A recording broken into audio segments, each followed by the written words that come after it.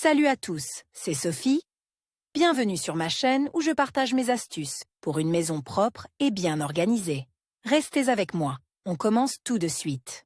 Le printemps touche à sa fin, ce qui signifie qu'il est grand temps de commencer à planifier l'achat d'équipements climatiques qui aideront à faire face à la chaleur épuisante de l'été. Il s'agit bien sûr d'un climatiseur. Si vous souhaitez choisir un climatiseur inverté, le site propose une grande variété de modèles dans les catégories de prix les plus diverses. Mais comment choisir parmi toute cette variété? Essayons de le comprendre ensemble. Nous sommes prêts à vous donner quelques conseils qui devraient vous aider à répondre à cette question. Il n'est pas nécessaire d'acheter la technique la plus chère ou la plus puissante. Pourquoi un climatiseur à inverseur est-il meilleur qu'un climatiseur ordinaire? En termes simples, la principale différence et le principal avantage du climatiseur à inverseur est qu'il fonctionne en permanence. Il n'est pas nécessaire de l'éteindre et de le rallumer, car ce type de technologie climatique est capable de maintenir seul la plage de température définie. Ces climatiseurs sont beaucoup plus efficaces sur le plan énergétique, car ils ne fonctionnent pas à la limite de leur capacité. Il convient également de noter que cette technique est moins bruyante et qu'il est tout à fait confortable de dormir dans une pièce équipée d'un climatiseur à inverseur. S'orienter en fonction de la superficie de la pièce et des recommandations du fabricant. La principale erreur commise lors de l'achat d'un équipement climatique est un mauvais calcul de la capacité par rapport à la superficie de la pièce. Il est inutile d'acheter un climatiseur surpuissant, car c'est un surcoût inutile,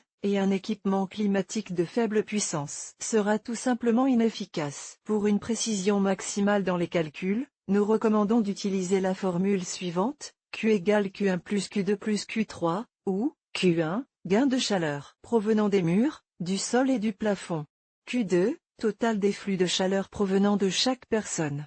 Q3, flux de chaleur total provenant des appareils ménagers. Il n'est pas difficile de trouver sur l'internet une formule distincte pour chacun de ces coefficients. Il est également recommandé de suivre ce que le fabricant écrit dans la fiche technique des appareils. Le climatiseur à inverseur peut fonctionner pour le chauffage. C'est un avantage tangible pour les propriétaires de maisons privées situées loin des communications de la ville, où le chauffage est assuré exclusivement par l'électricité. Un climatiseur ordinaire ne peut pas être mis en marche par des températures négatives, mais un climatiseur à inverseur le peut. Il peut facilement servir de chauffage, en remplaçant un radiateur ou toute autre source de chaleur. Un tel climatiseur à inverseur est équipé d'un détecteur de mouvement, qui permet de passer en mode économie d'énergie lorsqu'il n'y a personne dans la pièce.